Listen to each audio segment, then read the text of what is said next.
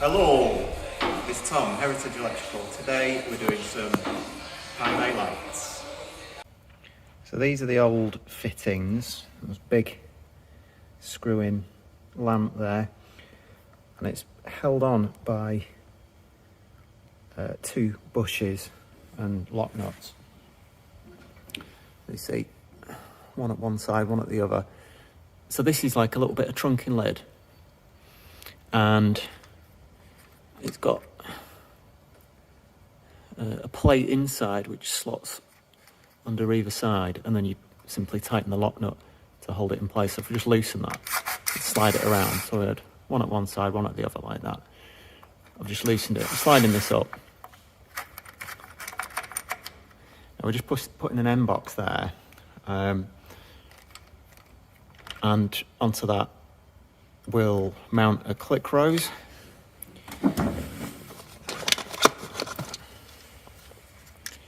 So this is a click rose. It clicks up like that. So this is essentially the plug for, so you put your lighting flex in there, terminate it in here. This gets mounted onto the end box, and it just means that it's then really easy for plugging in or removing lights for testing or maintenance or replacement, rather than having to undo screw terminals. So because it's done in 2.5mm, we just tested the circuit's fine.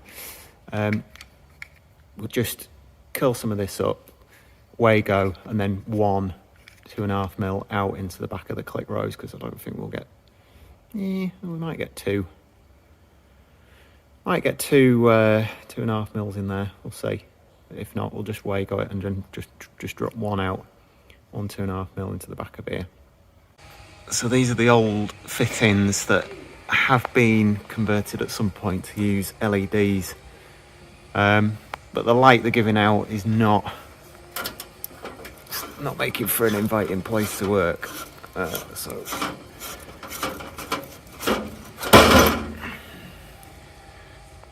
So they've been converted from fluorescence at some point. There's loads of control gear in here, ballasts and what have you, which has been disconnected. And although these are the same wattage, so they're 100 watts,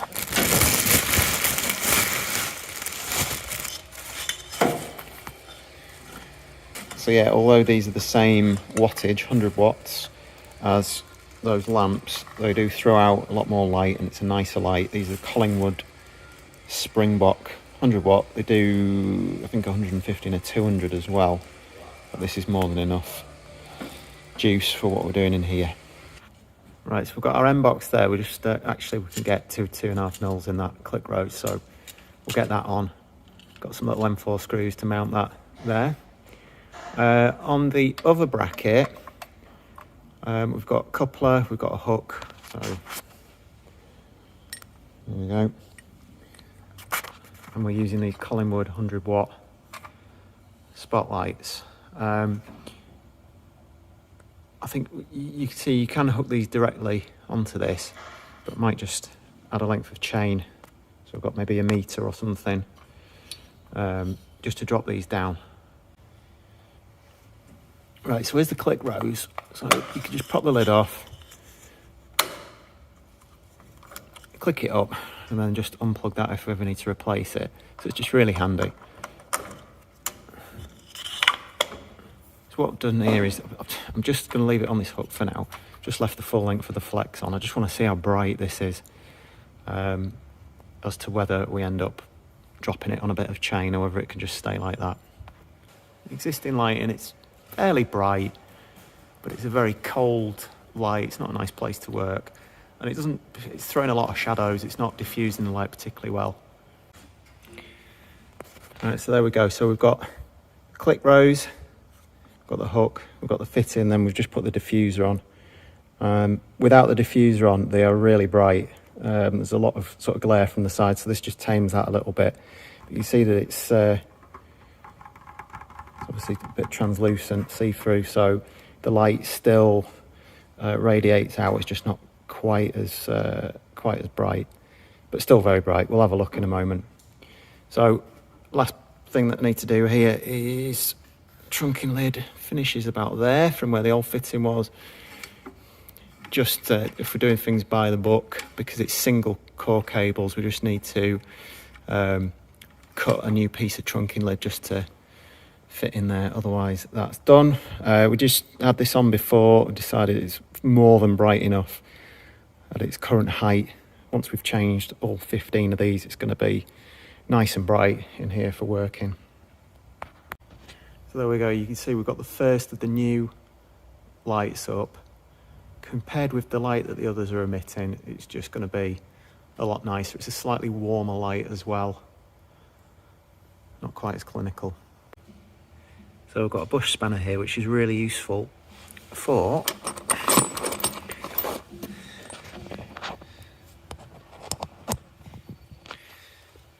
tightening up bushes. So you see it just slots on like that. It's two different sizes, and then makes it easy to get the lock nut nice and tight. So